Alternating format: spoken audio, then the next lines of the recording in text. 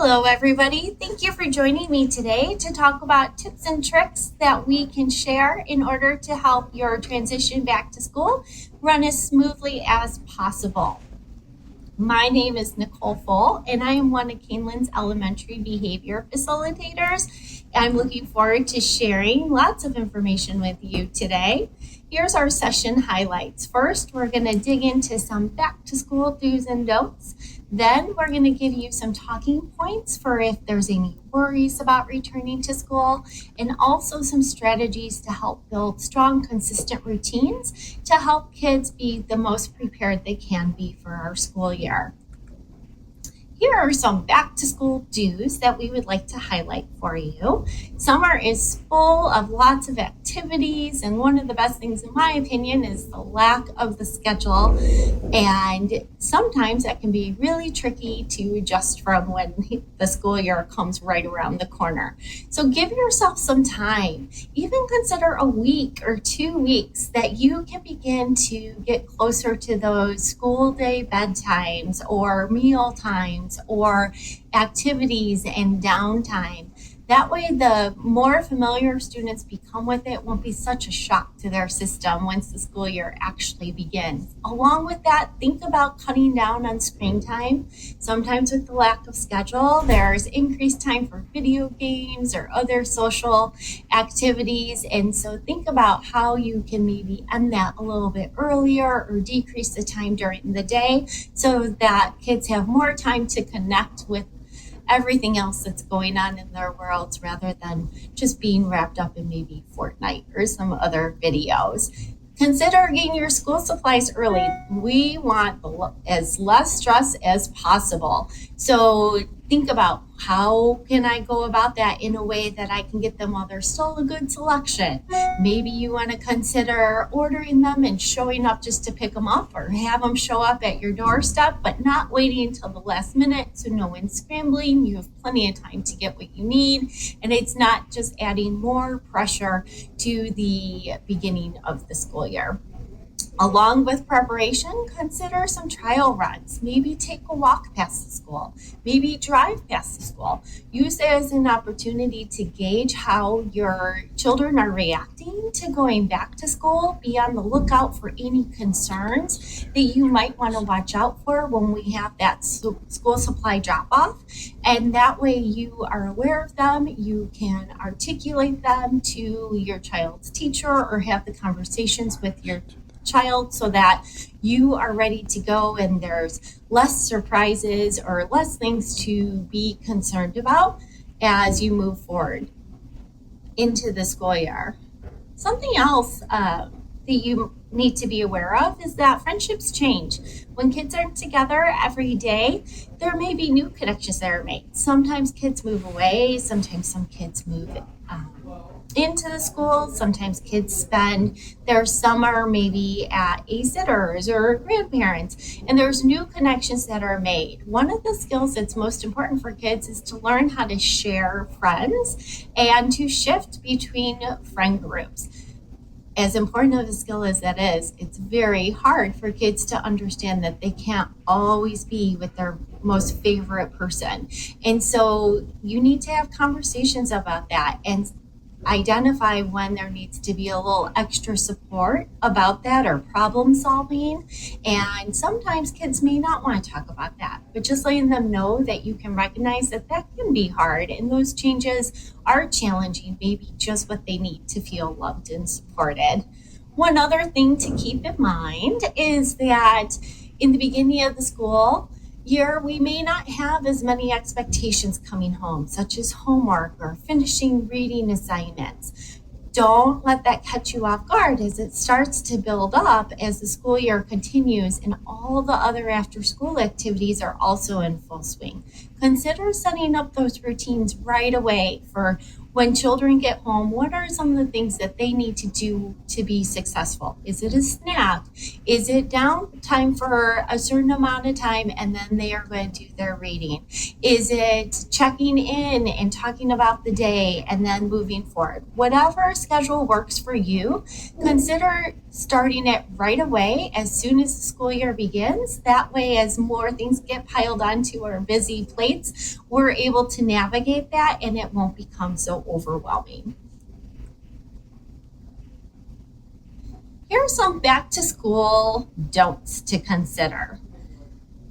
With that lack of schedule comes flexibility with meal time and snack times, and you need to plan and think about it as your days become more structured with the school year back. When will kids be able to have their snacks? When will they prepare their breakfast or their lunch? And make sure you're intentionally planning for that. It will help them come to school with energy. It will help them return back from school, hopefully in a better mood, ready to tackle whatever the rest of their day holds. But that pre-planning will help you as we get back into the swing of things. Keeping in mind about that, don't be afraid of setbacks. Every school year brings its own unique joys and challenges, and not every day is going to go perfect, as we already know. So if there is a bump in the road, that's okay. Make sure that you have time to check in with your students and see how it's going, problem solve what might need to be adjusted, and give them the confidence to know that the next day is a brand new day and you're there for them as they need it. If there are some setbacks and you've had those conversations and you're trying to problem solve and you need extra support, we are here to help you. Please don't hesitate to reach out to us and let us know what's going on. We might be able to provide additional information. It helps to be aware of any struggles and also keep those lines of communication open. Having goals for our kids is a big, big job. We want them to be happy and we want them to be successful and have everything they need to be productive members of society one day. Our kiddos don't necessarily recognize and realize all those big goals we have for them. So try to keep in mind that they are navigating their school days and we don't want to put our anxiety and pressure on them. Don't push if they don't feel like opening up and talking to us about every single little thing. Just let them know that you're there for them and you're proud of them and their hard work, and know that all of your hard work will pay off and those big goals will be seen.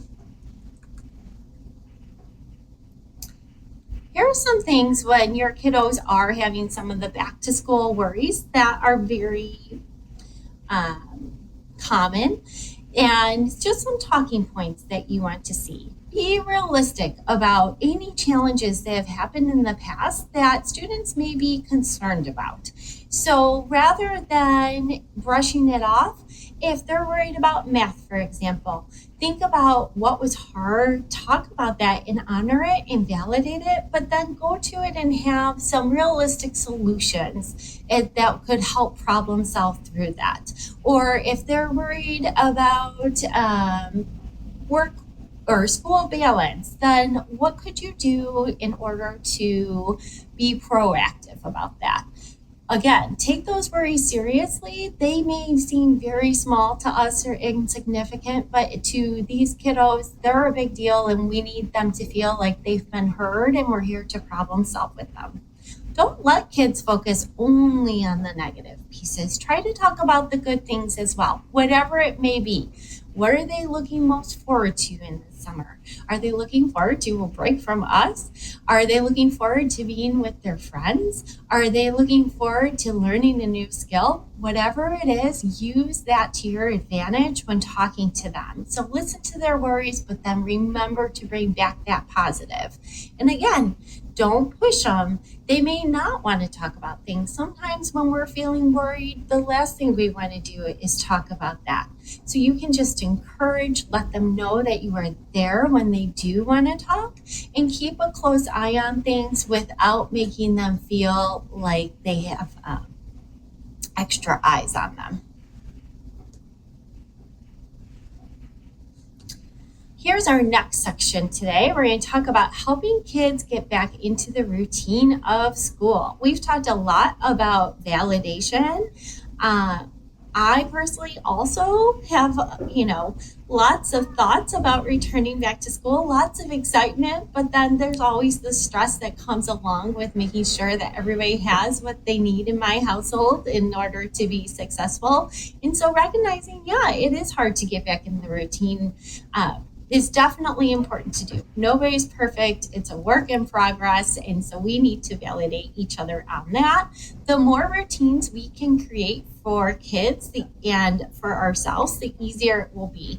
So we talked a little bit about those morning routines, but thinking about it and mapping out each piece, talking about I'm going to have you wake up at this time when you hear your alarm, or when I come get you, I need you to get out of bed right away. Be ready to make sure that you are going to have a good breakfast. This is what time we'll be leaving. This is what you need to be wearing or have in your backpack when we leave.